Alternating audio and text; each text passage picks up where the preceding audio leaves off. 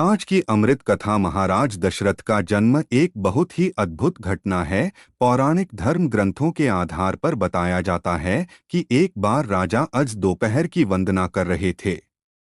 उस समय लंकापति रावण उनसे युद्ध करने के लिए आया और दूर से उनकी वंदना करना देख रहा था।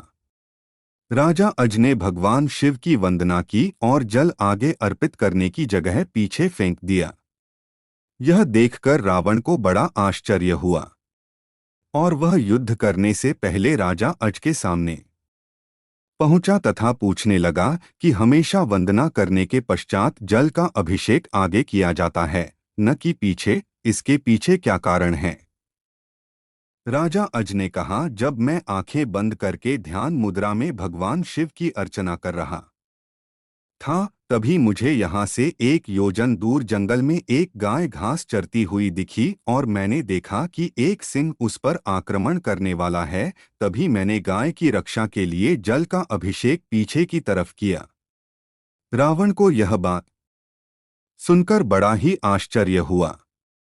रावण 1 योजन दूर वहां गया और उसने देखा कि एक गाय हरी घास चर रही है, जबकि शेर के पेट में कई बाण लगे हैं। अब रावण को विश्वास हो गया कि जिस महापुरुष के जल से ही बाण बन जाते हैं और बिना किसी लक्ष्य साधन के लक्ष्य भेदन हो जाता है, ऐसे वीर पुरुष को जीतना बड़ा ही असंभव है और वह उनसे बिना युद्ध किए ही लंका लौट जाता है।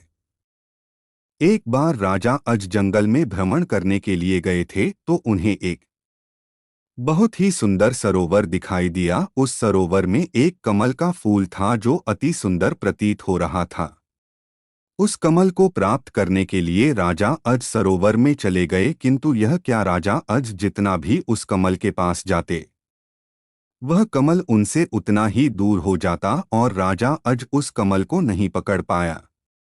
अंततः आकाशवाणी हुई कि हे राजन, आपनी संतान हैं, आप इस कमल के योग्य नहीं हैं। इस भविष्यवाणी ने राजा अज के हृदय में एक भयंकर घात किया था।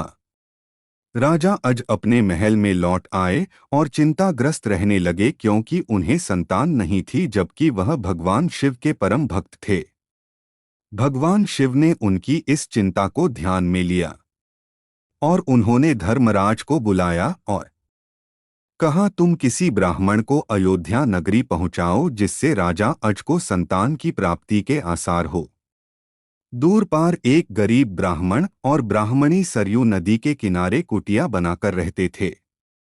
एक दिन वे ब्राह्मण राजा अज के दरबार में गए और उनसे अपनी दुर्दशा का जिक्र कर भिक्षा मांगने लगे।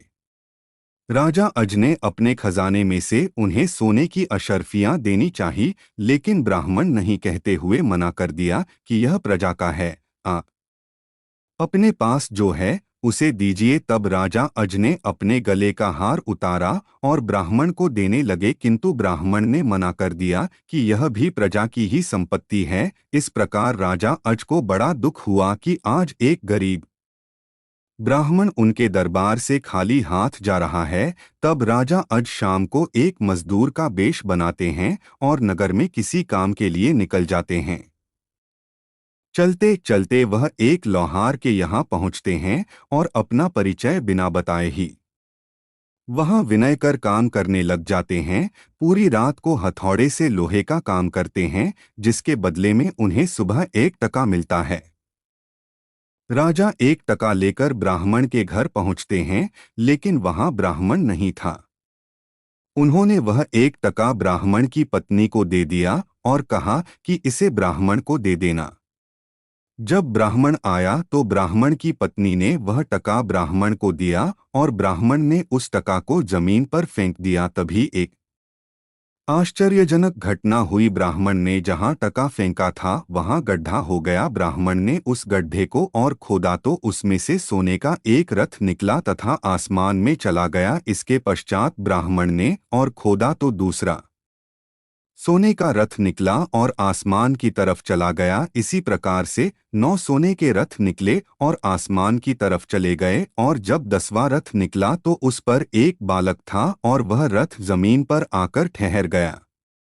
ब्राह्मण उस बालक को लेकर राजा अज के दरबार में पहुंचे और कहा, राजन, इस पुत्र को स्वीकार कीजिए। यह आपका ही पुत्र है जो 1 टका से उत्पन्न हुआ है, तथा इसके साथ में सोने के 9 रथ निकले जो आसमान में चले गए, जबकि यह बालक 10वें रथ पर निकला, इसलिए यह रथ तथा पुत्र आपका है। इस प्रकार से दशरथ जी का जन्म हुआ था। महाराज दशरथ का असली नाम मनु था और ये 10 दिशाओं में अपना रथ लेकर जा सकते थे, इसीलिए दशरथ नाम से प्रसिद्ध हुए। जय जगन्नाथ।